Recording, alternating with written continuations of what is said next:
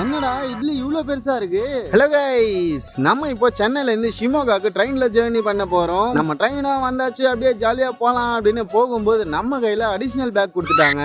இது வேற வெயிட்டா இருக்கு. இது சரிப்பட்டு வராது. இப்படி போனதான் உண்டு. ஃபேமிலியோட வந்தா இதான் பிரச்சனையே. எல்லா பேக்கும் நம்ம கையில கொடுத்துடுவாங்க.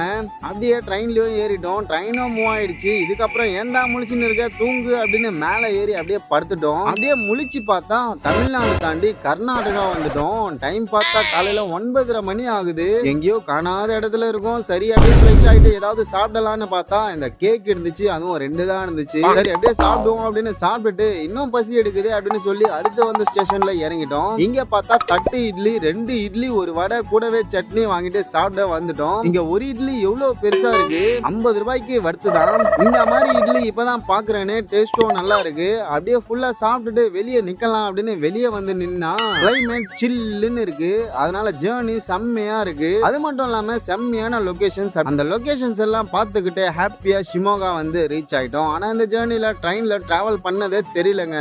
செம்மையா இருந்துச்சு.